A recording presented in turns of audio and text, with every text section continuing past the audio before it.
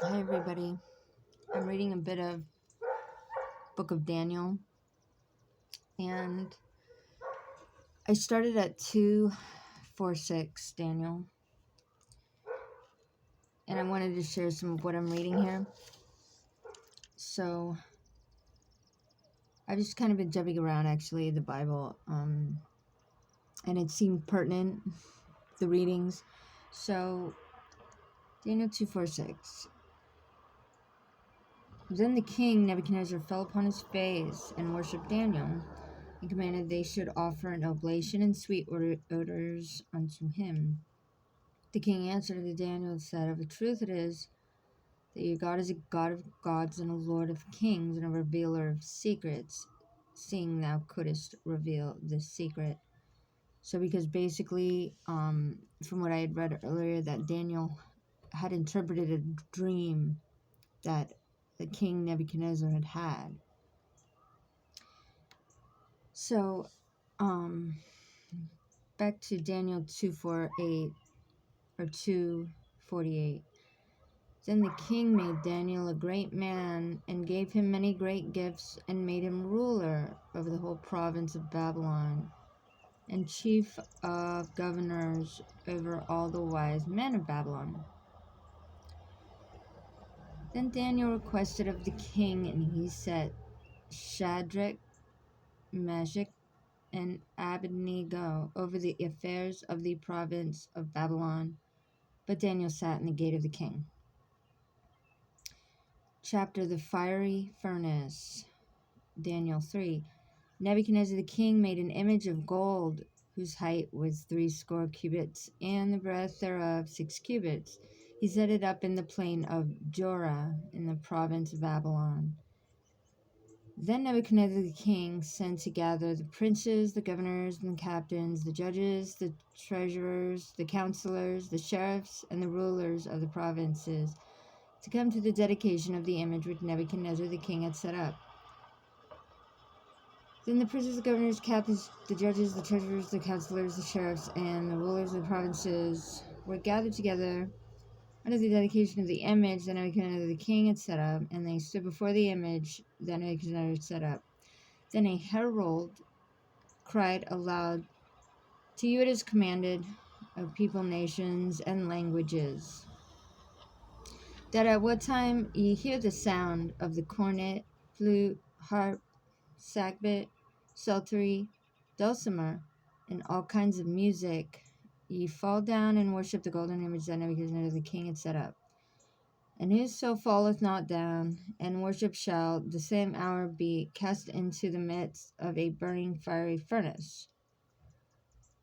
And it actually, I have the referenced King James version where it references it. I love that.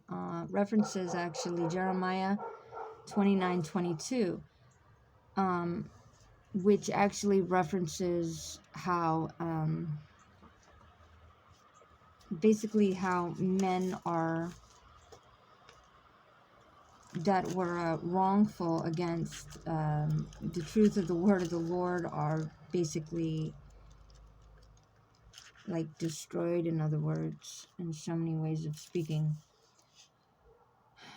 Okay, so going back all the way down, fast forward to Daniel 3:14, which says, Nebuchadnezzar spake and said unto them, Is it true, O Shadrach, Meshach, and Abednego, do not ye serve my gods, nor worship the golden image which I have set up? Now if ye be ready, that at what time ye hear the sound of the cornet, flute, harp, sackbut, psaltery, and dulcimer, and all kinds of music, ye fall down and worship the image which I have made. Well, but if ye worship not, ye shall be cast the same out in the midst of the burning fiery furnace. And who is that God that shall deliver you out of my hands? Shadrach, Meshach, and Abednego answered and said to the king, O Nebuchadnezzar, we are not careful to answer thee in this matter. So basically they argue with him. and basically they deny his request. Sorry, it's getting dark in here. I'm not gonna turn on the light. I hope you guys can hear me okay though. And these men were bound in their coats, their hosen, and their hats, and their other garments, and were cast into the midst of the burning fiery furnace.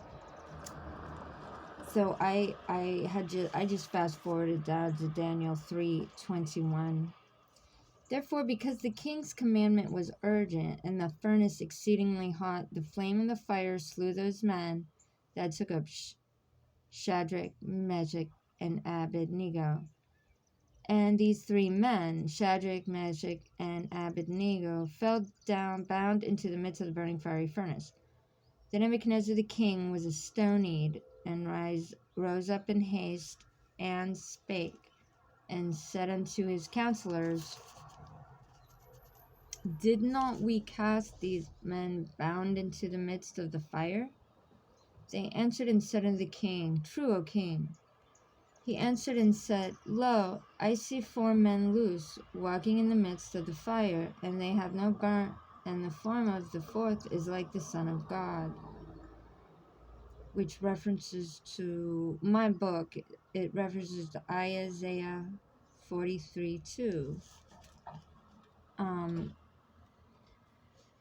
Which Isaiah 43:2, really quick thing,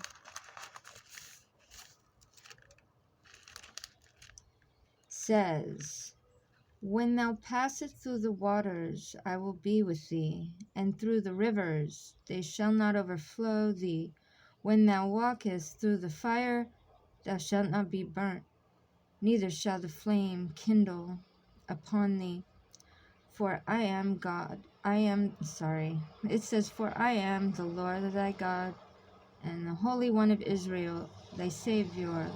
I gave Egypt for thy ransom, Ethiopia and Seba for thee. Since thou wast precious in my sight, thou hast been honorable, and I have loved thee. Therefore will I give men for thee, and people for thy life.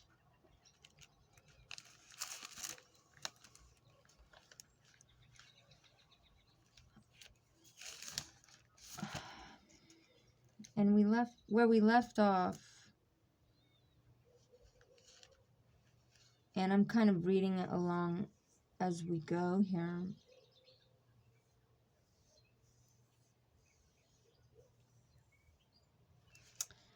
And I'm curious what he sees after. Then Nebuchadnezzar. Okay, so here I'm on Daniel 3:26. Then Nebuchadnezzar came near to the mouth of the burning fiery furnace, and spake and said, Shadrach, Meshach, and Abednego, ye servants of the Most High God, come forth and come thither. Then Shadrach, Meshach, and Abednego came forth out of the midst of the fire. The princes, the governors, the captains, and the king's counselors, being gathered together, saw these men, upon whose body the fire had no power, nor was a hair of their head singed, neither were their coats changed, nor the smell of fire had passed on them. Then Nebuchadnezzar spake and said, Blessed be the God of Shadrach, Meshach, and Abednego, who hath sent his angel and delivered his servants that trusted in him, and have changed the king's word, and yielded their bodies, that they might not serve thy nor worship any god except their own God.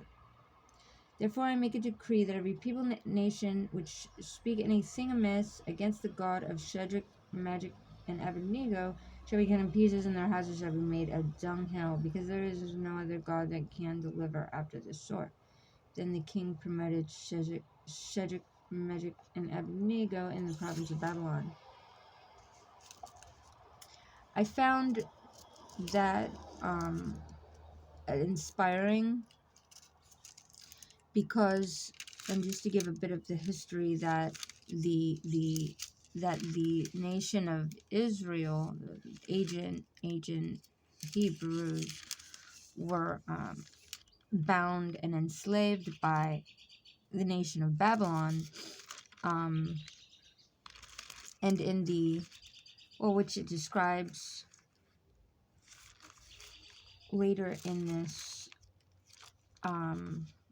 it describes it throughout 2 Kings, Chronicles, and the book of Ezra, that the ancient Hebrews were basically freed right around the book of Ezra, after King Cyrus. So they have these different names of different entities of kings and, you know, rulers that formed the law that basically gave the ancient nation of Egypt, ancient nation of Israel, their property and their gold, so that they could, in order for them to worship their God, which happened at one point. I believe it was in the book of 2 Kings that one of the men, one of the ancient men, you know, found, because they had a lot of different characters in throughout those books, Kings, 2 Kings, a lot of different men that came together after one of them found the book of the law of God, which basically it was what their ancient Judaic tradition was based upon. After they were freed from Egypt, they founded, after they were freed from, I actually revert the name Egypt to Equipped, because if you change the G, if you flip the G, it becomes a Q. That's just me. I'm not trying to add to the Bible there. That's just what I call it, because it just kind of makes sense, Equipped. But anyways, so they were freed from Egypt, and they found, while they wandered in the desert and witnessed miracles, and they survived, their children basically survived 40 years struggling and wandering through the desert. They overcame enemies of God to settle in the land. So they were given this tradition through the word of the Lord. They were shown this tradition, sometime in between. Moses founded the Ten Commandments, and throughout their struggles, settling on lands and fighting wars and such, they created their Ark of Covenant, which was an image made of gold, basically, of 2 cherubim angels, facing different, opposite directions, and they held their memorial and sacraments to worship the Lord, which is basically based upon 10% of whatever they begot, of which they survived the struggle of wandering the desert for the 40 years, and all of the things, whatnot you can read throughout the book of the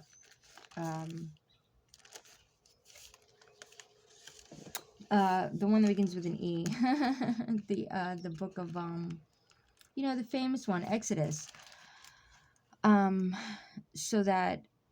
So basically, fast forward to where it's described, they found this book of law which described all of that, because it was lost after they were taken. They were taken in book of First Kings. They were taken after, King David died. Then the nation was given to King Solomon. After King Solomon died, his son, which began with an R. Forgive me, I forget his precise name. He took for granted his elders' advice how to deal with this opponent king of another nation, and so that the nation befell unto this king who took ownership of the people. It was like literally that easy. They started taxing the nation, the people of the nation of Israel, and so the people, it just talks about how they were worshiping false gods and whatnot over generations. And the men became disparate, basically. By right around 2 Kings, they became disparate and angry, and these prophets, would stand in the way of the and help proceed this nation to befall the nation. But then they fell into the nation of Babylon ownership. And again, and this was what, fast forward to what I just read, the components which occurred Daniel 2 and 3, describing how that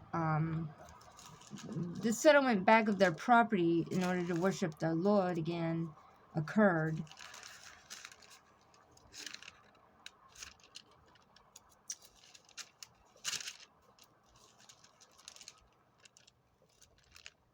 And what I wanted to say, that despite, I have rudiment philosophy, the basis, religion.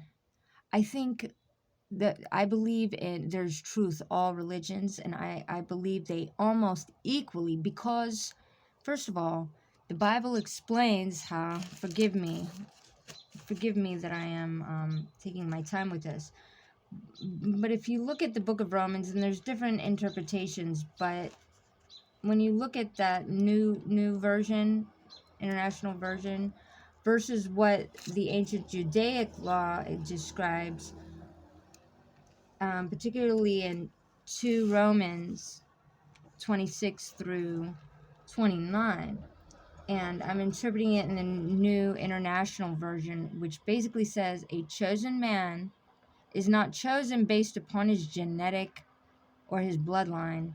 It is based upon his daily religious practices, which makes a lot of sense. And I focus on things like, well, there's 12. Originally there were 12 tribes. Theory is that there were more than one Abraham. There was more than one father of Israel. Okay, now why would that not apply? Why would that not be possible? The Bible speaks in codes when words are metaphors for meanings of different, verbologies and adjectives and nouns and things. Our English language is based on codification from Latin and codification from earlier older English. And but the crux that we are separated from our tribes. I have many tribes, so my understandings in faith would fall in a vast array versus just a single array, and that would include different religion as well. I'm just going to reference, you would wonder which religion, whichever one speaks true. And I'm focusing on the Christian Holy Bible right now. I would immediately thereafter hint to the ancient Hindu Vedic books. That's just me, because I think like each person has a personality,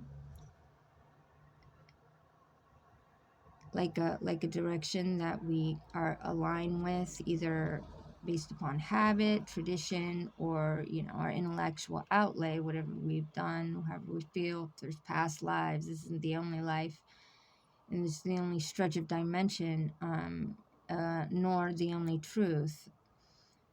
So kind of akin to, there would be different revelation to me versus to you or another or somebody else, as far as history, relevance, and things like that.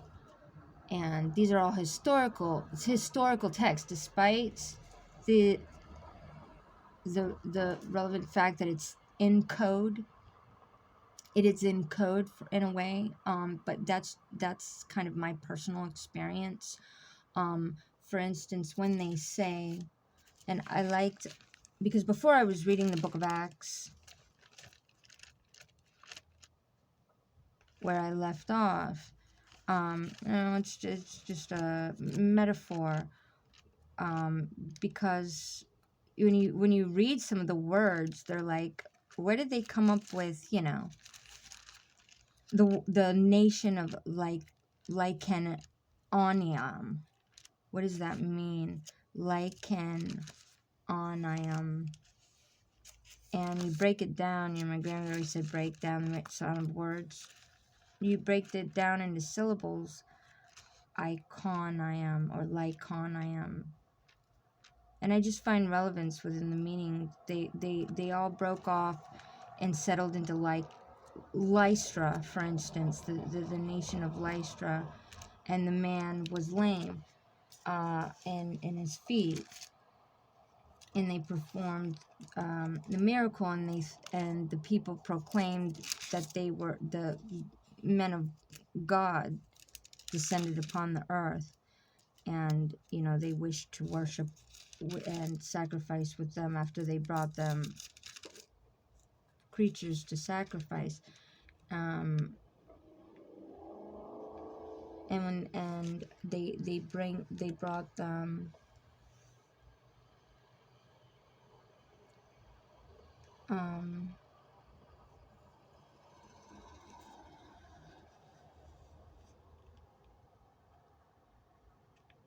they brought them oxen usually, or goats,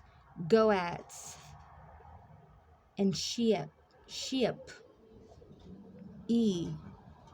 Symbolized out in Latin. Sheout, people.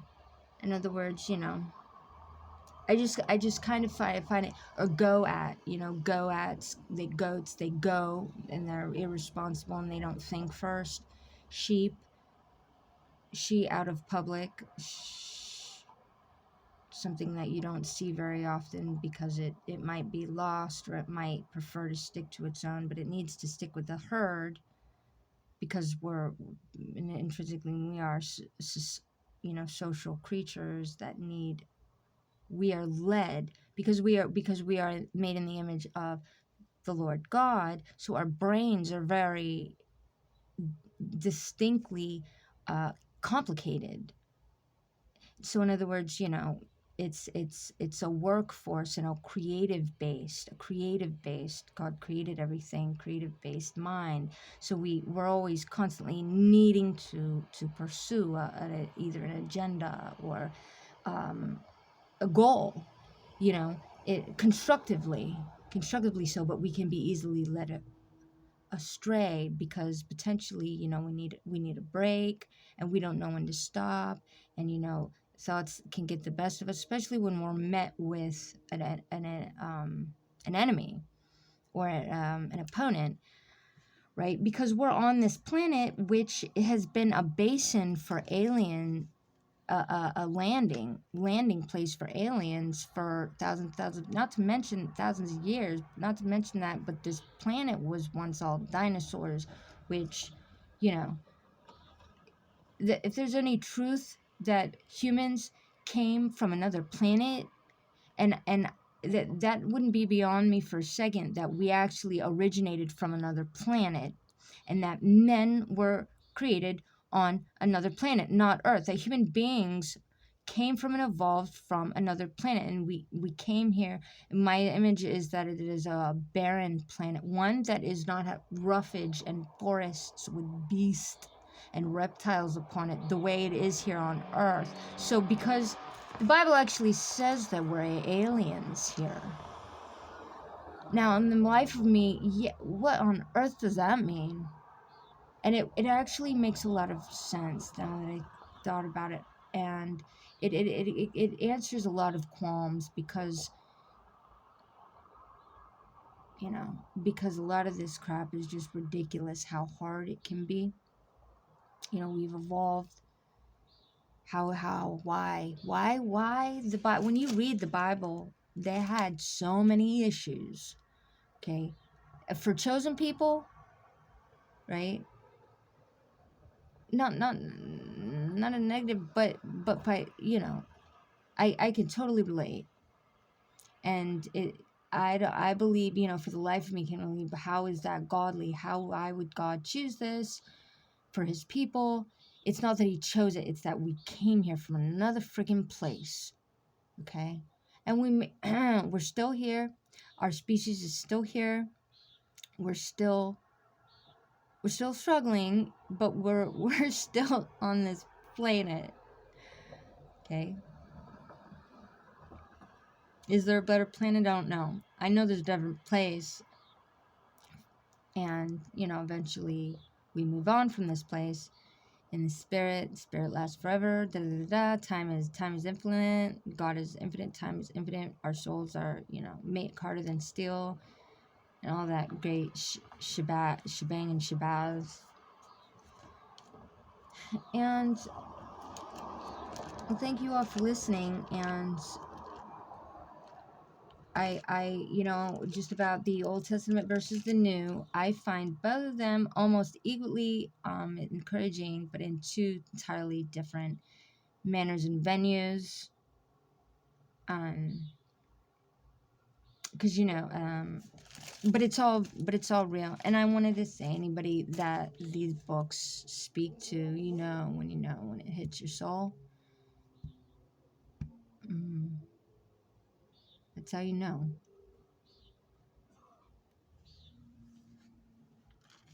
And I've heard a preacher recommend starting in the book of Acts. If you haven't ever read the Bible before, and your library, some of the colleges have great historical texts no one has heard of.